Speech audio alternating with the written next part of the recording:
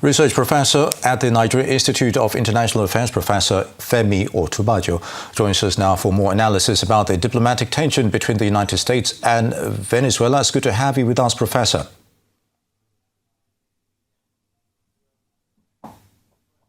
Me. Happy New Year to all the good people of Arise TV. Thank you very much, sir. So, has Venezuela's sovereignty been brazenly violated with military attack and abduction of its leader, Nicolas Maduro, recently? Yes, the answer is a clear yes. This is a clear violation of the sovereignty of an independent state. Article 2.4 of the UN Charter specifically prohibits any country from willfully attacking another sovereign state, except in the situation of self-defense.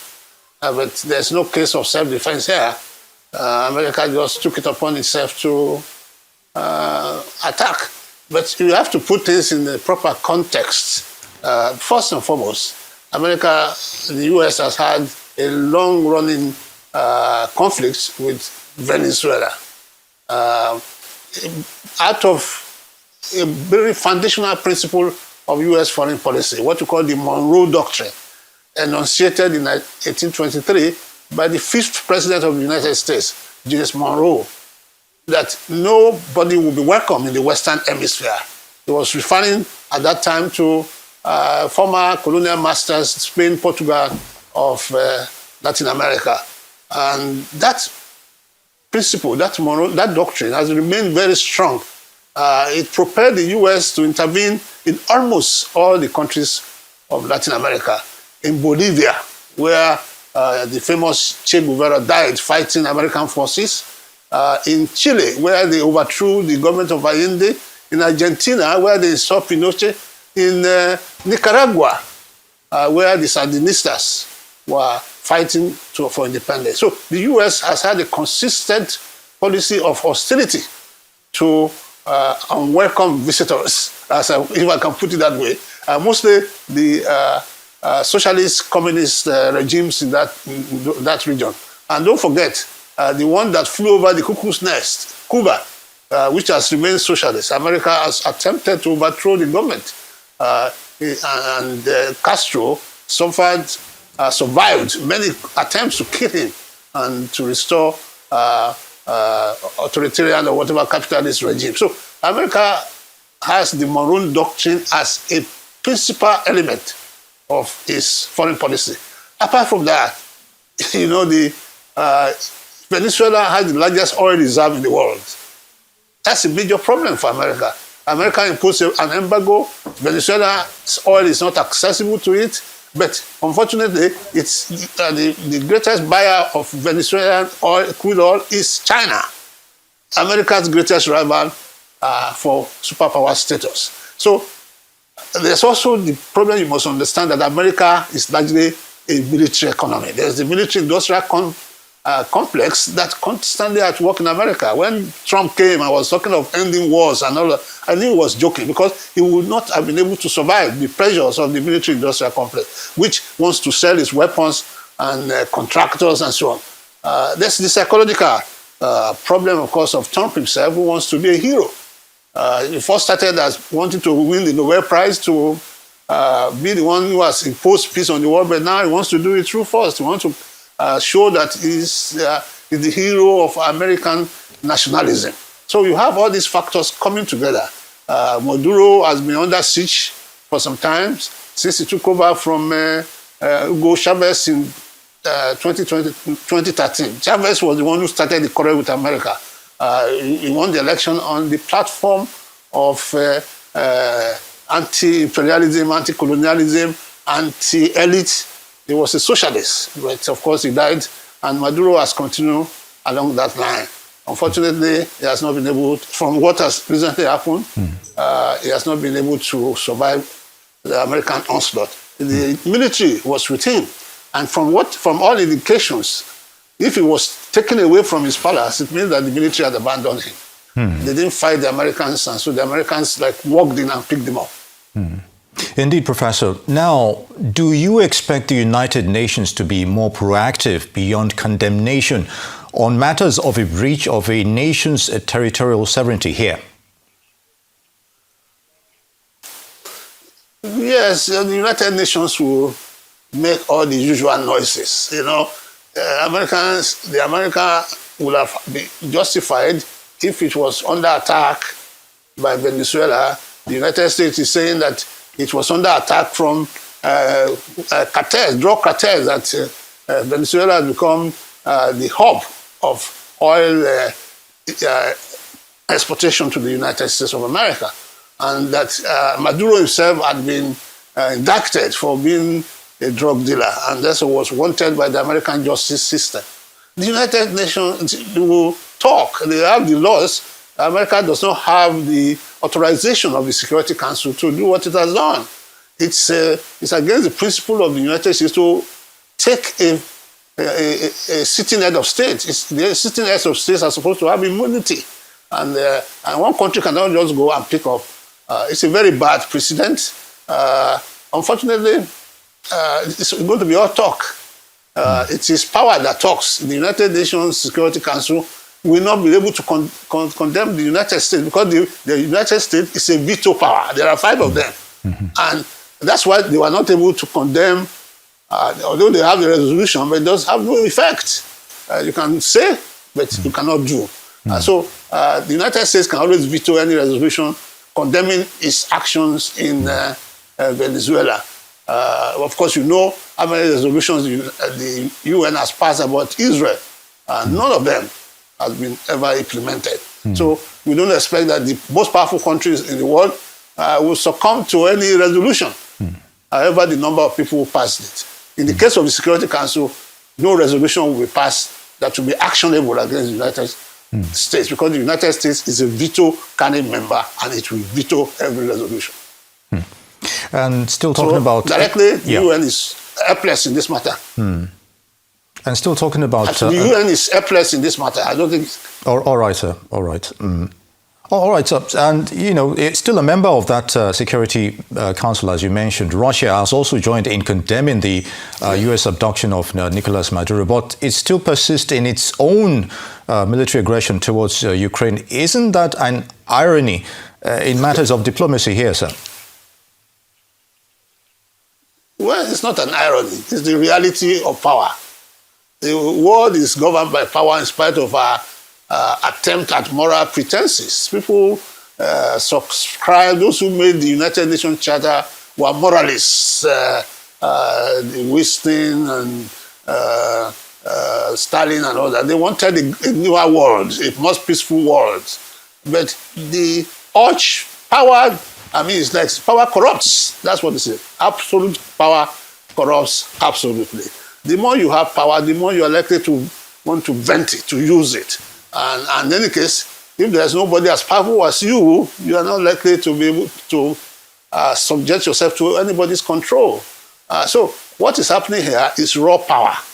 America has decided to, Trump tried to show that it can change the world using force, and has taken on all these vulnerable countries, and without the consent of their governments, and has arrested their president. It's a very unusual occurrence since the United Nations was formed.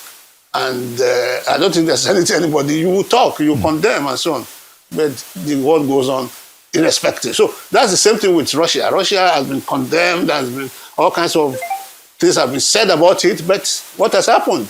Just Russia is continuing with the war against Ukraine. So we knew a new world order.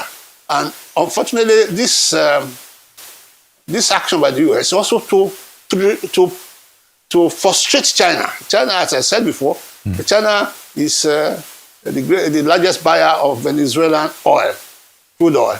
And the United States wants to block that, weaken China, because that is part of a larger program of weakening all those who can contest superpower status with it. That is there.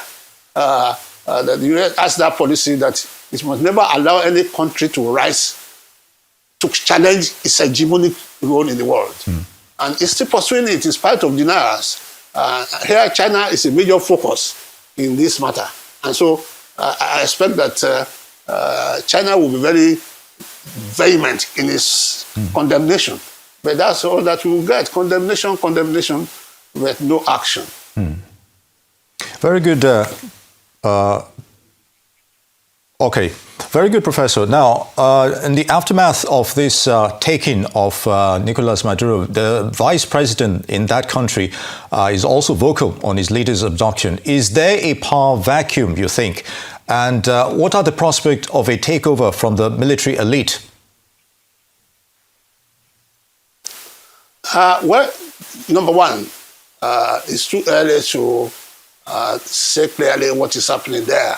The Constitution of Venezuela provides for the vice president to take over, like in many constitutions of the world. But the situation is still in a flux, and it may be regarded as a lackey of Maduro, and the United States may not allow him to take over power. There are many contending political forces there. Can rustle a quick election and get power to the people that it wants to be in power, people who carry out its wishes in the region. So, but right now, it's difficult to say who is in charge. Very good, Professor.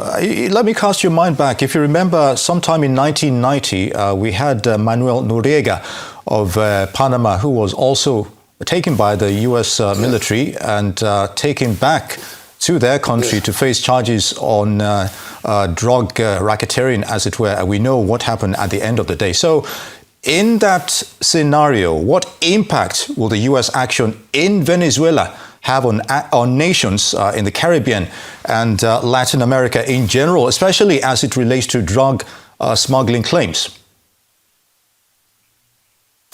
Yeah, well, what you want to understand is that under Trump, we have a new America that is not restrained by conscience or by global moral values.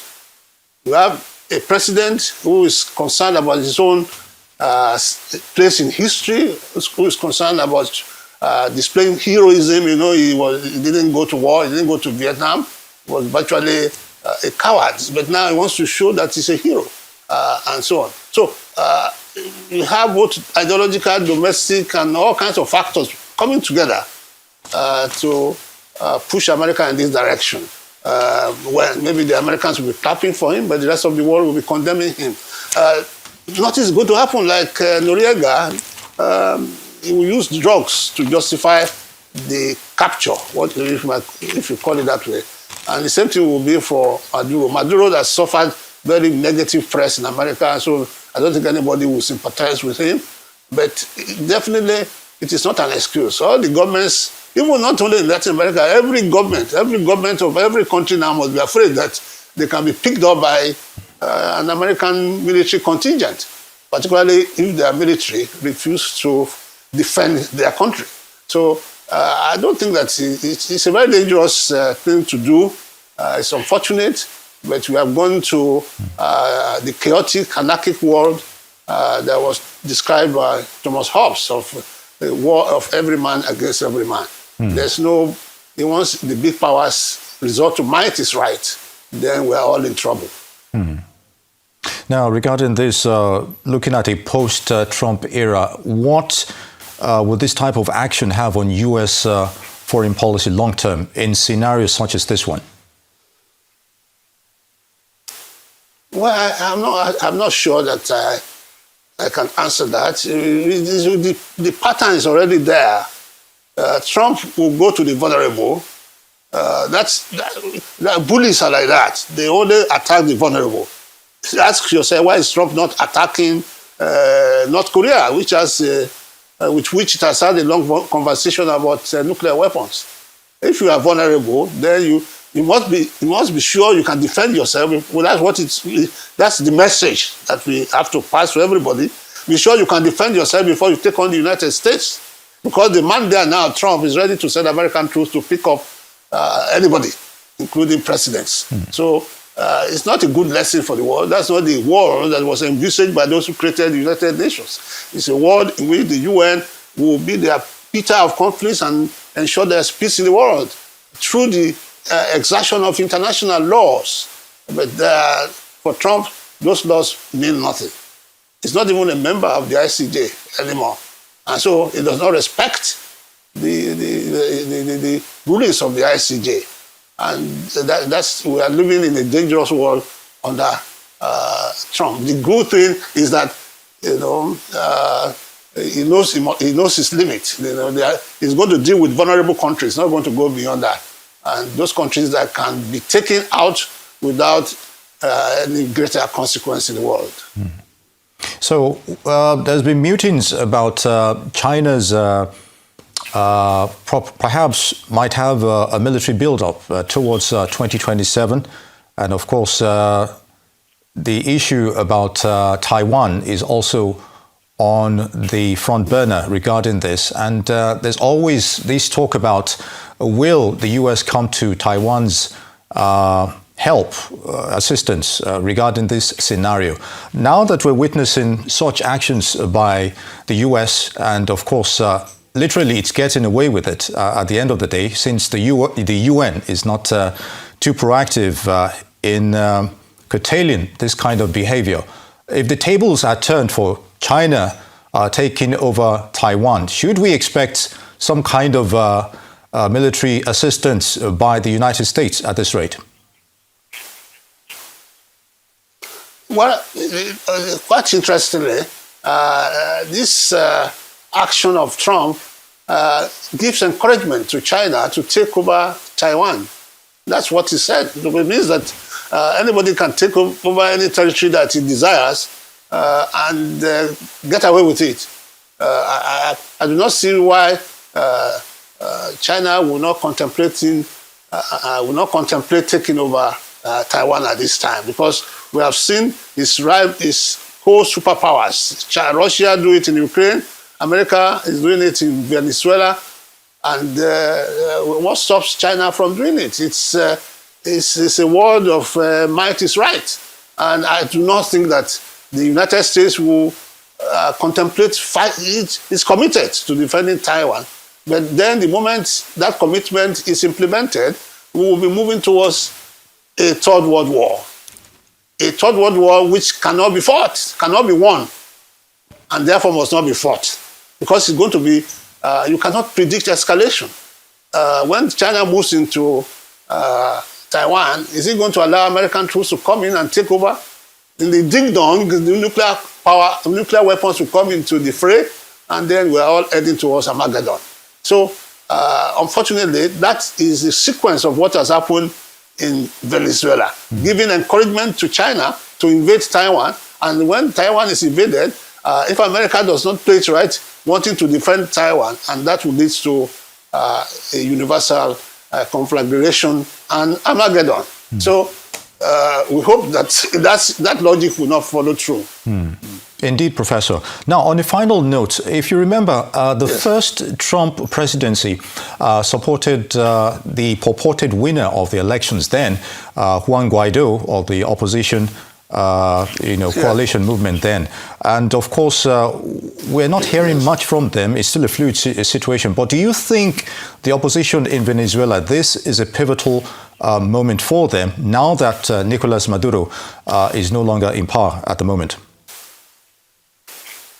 Obviously, it's obvious. The young Guaido was an American stooge, and therefore, he's a puppet, and he will be put on the throne or whatever, on the palace to run things, because he shares the ideological preference of the United States. He's a tool of the United States, and I do not see why he should not benefit from this change of political environment in this country.